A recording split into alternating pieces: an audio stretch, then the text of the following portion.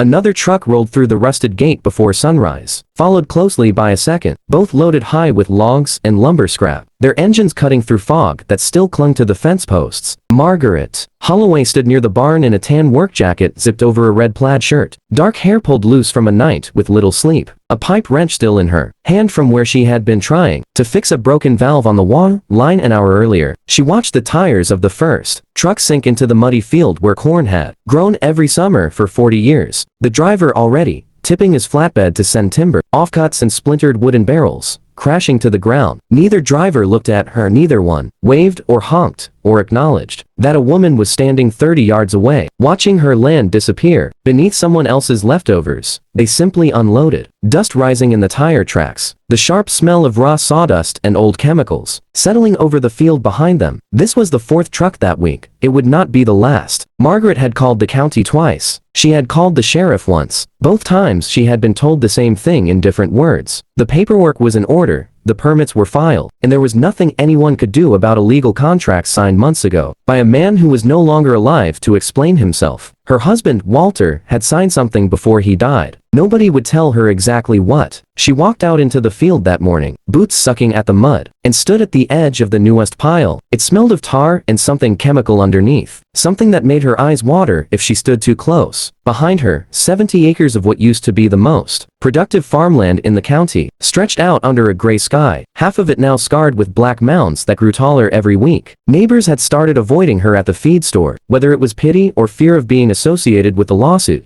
Nobody wanted to join. She could not say. Her son had stopped calling as often. Her daughter, 3 states away, kept telling her to just sell and move in with her, to stop fighting a war she could not win. But this was the land her grandfather had cleared with a mule and a hand plow. This was the land where she had buried her husband under the oak tree at the property line. This was not something you simply walked away from because men in suits had found a clause in a contract that let them turn her home into a landfill. That afternoon, a letter arrived from the company's attorney. She read it twice at the kitchen table, her hands shaking slightly, though whether from anger or fear, she could not tell anymore. The letter was polite. The letter was cold. The letter gave her 30 days before the remaining acreage would be officially rezoned and the farm would exist, on paper and in fact, as a licensed waste disposal site.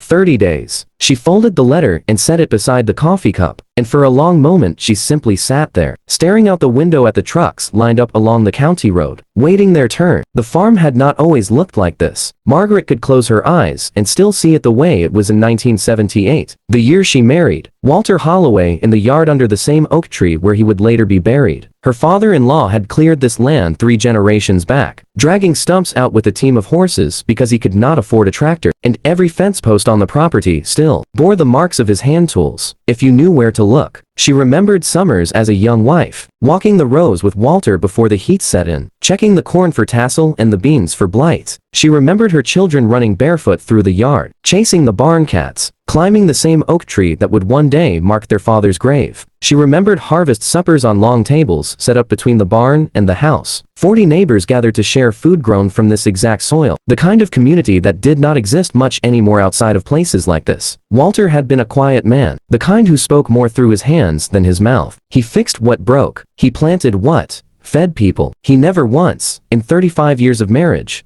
raised his voice at her. When the bank had come close to foreclosing during the farm crisis of the 80s, he had worked a second job, hauling grain at night, just to keep the mortgage current, coming home at 4 in the morning smelling of diesel and dust, sleeping 2 hours before he was back out in the fields. The farm had survived droughts. It had survived the collapse of grain prices that took down half the farms in the county. It had survived Walter's first heart attack, and then his second, and then 11 years ago, the one that finally took him under that same oak tree where he now rested. After Walter died, Margaret had kept the farm running with the help of a hired hand and her own stubbornness. She was not a large operation. She never had been, but it was hers, and it was Walter's, and it was his father's before that. And there was something in the soil itself that felt less like property and more like family. She remembered, too, the neighbors who had helped bring in the harvest the year Walter first got sick, showing up unannounced with combines and trucks, refusing payment, saying only that this was what people did for each other out here. That was the community she had built her whole life inside of. That was what she stood to lose, not just to a stranger's garbage, but to the slow poisoning of everything that made this place worth fighting for. It was that memory, more than anything else, that kept her from simply signing the papers and walking away. The company was called Meridian Environmental Solutions, and its name appeared on trucks, permits, and letterhead, with the same bland corporate confidence, found in 1,000 other companies just like it across the country. It was not a cartoonish villain. There was no mustache-twirling executive laughing over her ruin. It was, in many ways, worse than that. It was a machine of paperwork, lawyers, and quarterly earnings reports, operating exactly within the boundaries the law allowed. Margaret eventually learned, piece by piece, how it had happened. 2 years before his death, Walter had taken out a loan against part of the farm's acreage to cover a bad year of drought and unpaid crop insurance claims. The loan had come through a small regional lender that, unbeknownst to either of them, had quietly sold its agricultural debt portfolio to a holding company connected to Meridian's parent corporation. Buried in the original loan paperwork, in language dense enough that even the family's longtime accountant had missed it, was a clause allowing the lender to convert unpaid debt into a long-term land use lease if certain conditions were met. When Walter died before the loan was fully repaid, those conditions had quietly triggered. Margaret had continued, making payments for years without realizing the underlying agreement had already shifted ownership of the land's usage rights, not the land itself, but the right to determine what happened on a significant portion of it. By the time a county zoning clerk mentioned an unfamiliar filing during an unrelated property tax review, the lease had already been active for 18 months. It was not illegal. That was the part that made Margaret's stomach turn every time her lawyer explained it to her. Nothing about it violated any statute. A grieving widow unaware of a clause buried on page 11 of a loan document was not the same as fraud in the eyes of the law. Meridian's attorneys had been careful. Meridian's attorneys were always careful. She hired a lawyer of her own, a young woman from 2 counties over who took the case more out of principle than profit, and together they combed through every document Walter had ever signed. They found the loophole, but finding it and undoing it were 2 very different things. The lease was valid, the company's right to use the land for waste processing, so long as it met state environmental thresholds, held up in every hearing they brought it before. Margaret sat in a courtroom for the first time in her life and listened to a man in an expensive suit explain, in calm and reasonable language, why her home was legally becoming a dumping ground. He never once raised his voice. He never once looked uncomfortable. He simply cited the relevant statutes and the terms of the original agreement, and the judge, sympathetic, but bound by the law as written, ruled in the company's favor. Every person in that courtroom, including the judge, seemed to understand that something deeply unfair had happened. None of them could point to a law that had actually been broken. This, Margaret realized, was the quiet horror of it. Nobody had done anything illegal. They had simply been more careful with the paperwork than a grieving widow could ever have been expected to be. After the ruling, everything accelerated. The trucks that had once come twice a week began arriving daily, then multiple times a day, until the rhythm of Margaret's mornings was dictated entirely by the grinding of diesel engines and the hiss of hydraulic lifts. The northern 40 acres, once planted in soybeans, disappeared beneath mounds of construction debris, shredded material, and drums whose contents she was never fully told. The well on the north side of the property, the one that had supplied water to the barn and the lower pasture for 60 years, began running cloudy within 3 months. Her hired hand, a young man named Dale, who had worked the farm since he was 17, brought her a jar of the water one morning without saying a word, just held it up to the light so she could see the sediment swirling inside it. 2 weeks later, he gave his notice. He said he was sorry. He said he needed steady work he could count on, and nobody could tell him this farm would still exist in 6 months. She did not blame him. The animals went next. Not dramatically, not all at once, but in the slow accumulating way that broke her heart more than any single catastrophe could have. The barn cats that had lived on the property for generations stopped coming around. A neighbor's dog that used to wander over for scraps was found dead near the property line, and though nobody could prove a connection to the waste, everybody quietly believed there was one. Her own small flock of chickens produced fewer eggs each month until she finally gave the rest away rather than watch them decline further. The crops on the remaining acreage began to fail, whether it was runoff from the waste pile seeping through the water table or simple stress from a farm invisible decline. The soybeans came in stunted that year, and the corn barely reached her waist by August, half the height it should have been, when she took her yield numbers to the bank for an operating loan. The following spring, the loan officer, a man she had known for 15 years, could not meet her eyes as he explained that the farm's declining productivity and the pending litigation made it too high a risk for the bank to extend further credit. Friends stopped visiting. It was not cruelty, she told herself. It was simply human nature. People did not know what to say to a woman whose life's work was being buried in front of her, and so they said nothing at all. And eventually, they stopped coming by altogether. The harvest supper stopped.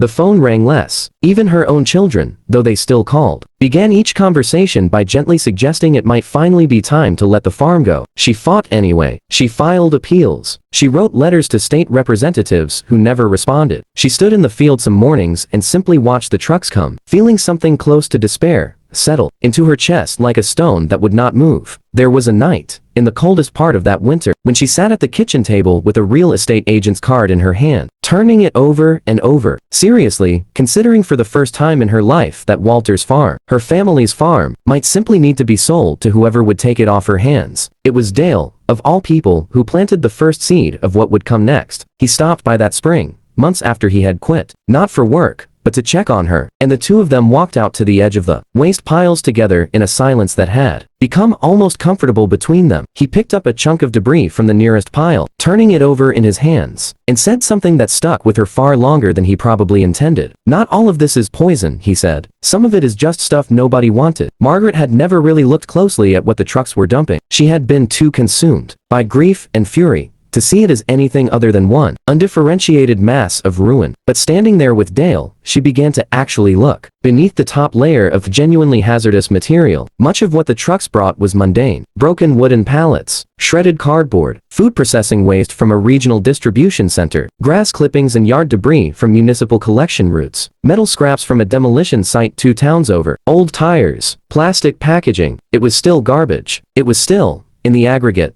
an assault on land that had once grown food. But it was not uniformly toxic. And that distinction, small as it seemed, cracked something open in her mind that had been sealed shut by months of despair. She began sorting through old boxes in the farmhouse that night, pulling out agricultural extension pamphlets Walter had kept from decades earlier, dusty booklets on soil health and composting that she had never paid much attention to because they had never needed to. She sat up until nearly 2 in the morning reading about how organic waste, properly managed, could actually rebuild degraded soil, rather than simply poisoning it further. The next morning, she drove into town and asked the county extension office if anyone still did soil testing. The woman behind the desk, surprised to see her, said yes, though it had been years since anyone from Margaret's part of the county had requested it. Margaret filled out the paperwork and left samples from 3 different areas of the property: the untouched fields, the edges of the waste piles, and the older piles that had been sitting for over a year. She did not know yet what she was looking for. She only knew that for the first time since the trucks had started coming, she was asking a question instead of simply absorbing a blow. It was a small thing, curiosity instead of despair, but it was the first small thing that had felt like movement in a very long time. The soil results came back 3 weeks later, and Margaret spread them across the kitchen table with a legal pad and a cup of coffee, determined to actually understand what she was looking at rather than simply handing them off to her lawyer. What she found surprised her. The areas closest to the oldest waste piles, the ones that had been sitting undisturbed for over a year, showed higher organic matter content than the untouched fields nearby. Something about the slow breakdown of the organic components, mixed in with rain and time, had begun to change the composition of the soil beneath them, not uniformly, and not without contamination in places, but not the dead zone she had expected either. She started reading everything she could find. She drove 40 minutes to the community college library and checked out books on composting and regenerative agriculture that she read late into the night at her kitchen table. She learned that a properly managed compost pile relied on a careful balance of nitrogen, rich green material and carbon-rich brown material, and that the food waste and yard debris arriving on her property in staggering quantities were in the right proportions. Exactly the ingredients any commercial composting operation would pay to acquire. She learned about the circular economy, the idea that waste from one process could become raw material for another, and how landfill space had become so expensive and so environmentally regulated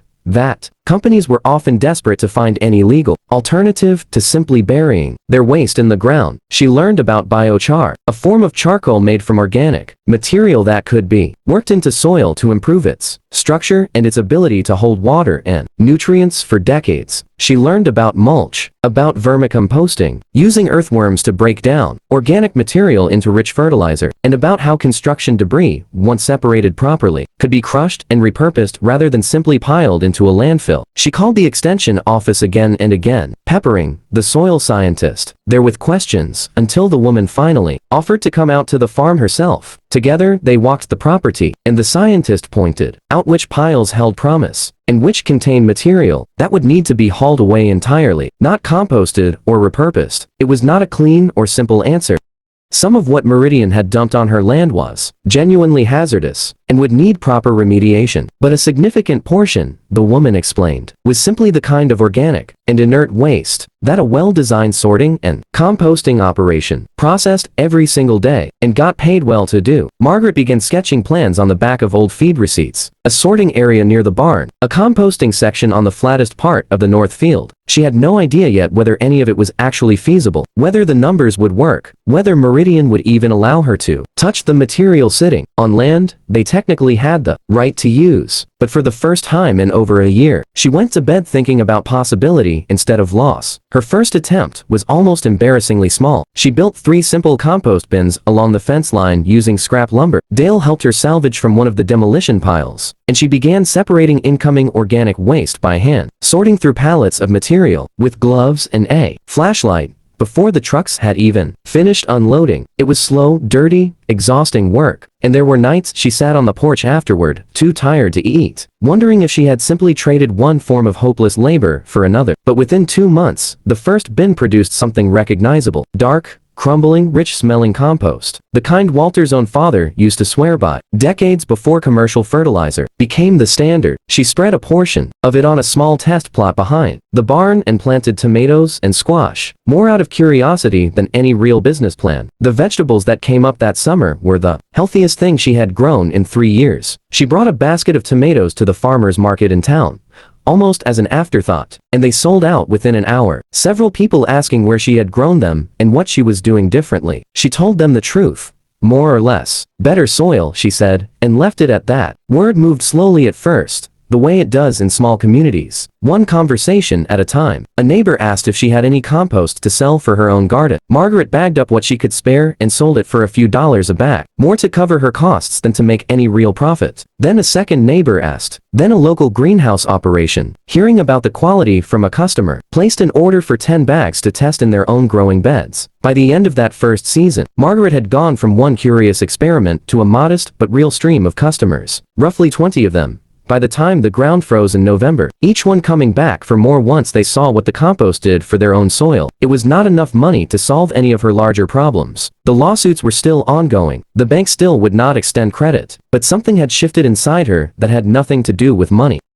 For the first time since the truck started coming, she had built something instead of simply losing something, small as it was, that felt like the first real victory in over a year, and she intended to build on it. The following year, Margaret approached Meridian's site manager with a proposal that surprised even her lawyer with its boldness. Instead of simply accepting whatever waste the company chose to dump, she offered to sort, process, and compost specific categories of organic and inert material herself, charging the company a processing fee that undercut what they were currently paying to truck the material to a licensed landfill 2 counties away. The site manager, a pragmatic man, more interested in his quarterly budget than in the moral weight of the situation, ran the numbers and found that Margaret's proposal saved the company money. It was, in its own strange way, the first moment the 2 sides had ever actually agreed on anything, and it happened not because Meridian had developed a conscience, but because Margaret had found a way to make her success align with their bottom line. From there, the growth came faster than she ever expected. She converted the old hay barn into a proper sorting facility, hiring 2 workers, then 4, then 8, many of them former neighbors who had once avoided eye contact with her at the feed store and now stood beside her sorting cardboard and food waste for a steady paycheck. She built a formal composting operation on the flattest section of the north field, complete with turning equipment, purchased second-hand from a retiring farmer 3 counties over. Instead of paying to dispose of the waste, she was now being paid to receive it, an inversion so complete that she sometimes had to remind herself it was actually happening. Construction companies began delivering wood scraps and drywall for recycling rather than dumping FEs. A regional grocery chain contracted with her to handle expired produce that would otherwise have gone to a landfill, turning thousands of pounds of food waste into rich compost each month. She launched a fertilizer brand under the farm's own name, bagging the finished compost in simple, burlap sacks stamped with the farm's original brand mark, the same one Walter's father had used on grain sacks decades earlier. A garden supply retailer 2 hours away began stocking it on their shelves. She built raised garden bed kits from salvaged lumber and sold them alongside the compost, and then began offering weekend workshops teaching other struggling farmers how to build similar systems on their own land. Universities in the region caught wind of what she was doing and sent graduate students to study her soil samples, fascinated by how quickly degraded farmland could be restored through careful organic waste management.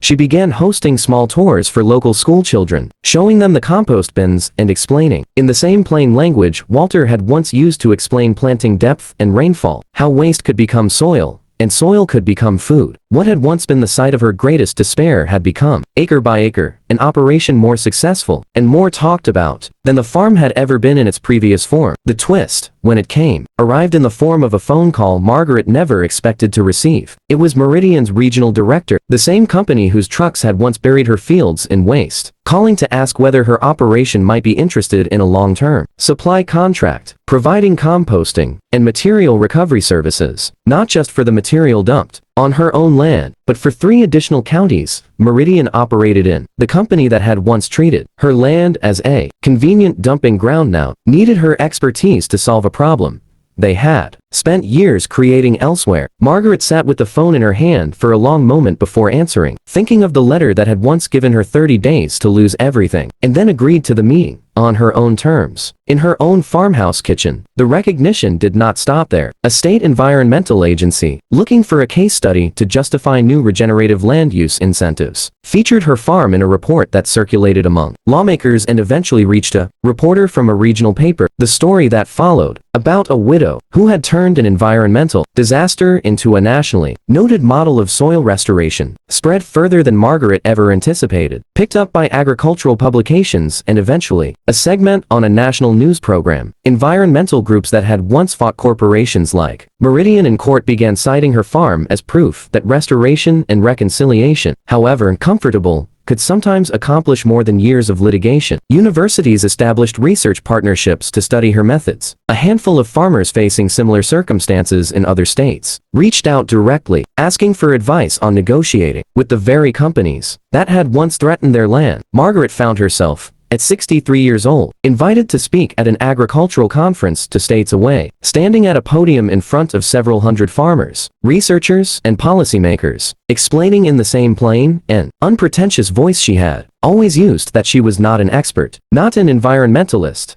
not an entrepreneur. She was simply a woman who had refused to let her husband's land be reduced to a place where things went to die, and had found, almost by accident, that it could instead become a place where things were given a second use. The audience gave her a standing ovation that lasted longer than she was comfortable with. She stood there anyway, thinking of the oak tree back home, and of Walter, and of how strange it was that the very company that had broken her heart now sat 2 rows back in that same conference hall, taking notes. Years later, Margaret still woke before sunrise most mornings, coffee in hand, standing on the same porch where she had once watched the first truck roll through the rusted gate. The trucks still came, more of them now than ever before, rumbling down the same county road in an unbroken line that stretched further than the original waste ever had. But everything about their arrival had changed. Where trucks had once carried her future away in pieces, they now arrived carrying opportunity, delivering material that her workers sorted, composted, and transformed into something the whole region had come to rely on. The gate that had once seemed like the entrance to her ruin had become the entrance to something Walter, in his quiet way, might have recognized as the truest form of the farm's original purpose: feeding people, sustaining land, holding a community together. The North Field, once buried under mounds of industrial waste, was green again, planted in cover crops that fed the composting operation and restored the soil at the same time. Birds had returned to nest in the old oak tree over Walter's grave. Neighbors who had once avoided her at the feed store now worked beside her, some of them the very children who had played barefoot in her yard decades earlier, now bringing their own children to see the farm on school tours. Dale, who had once quit out of necessity and returned out of curiosity, now managed the entire sorting operation, and often told newcomers that the woman who owned this place had taught him more about patience and possibility than any job he had held before or since. On quiet evenings, Margaret still walked out past the compost rows to the oak tree, resting a hand on the bark the way she had for 11 years, telling Walter, in the same plain voice she used for everything, how the harvest was coming along, and how many trucks had come that week, and how strange it was that the thing meant to bury this farm had ultimately become the thing that saved it. Years earlier, every truck that crossed her gate had carried away another piece of her future. Now, every truck that arrived helped build someone else's. The land had never truly been buried. It had simply been waiting for someone willing to see treasure where everyone else had only seen waste.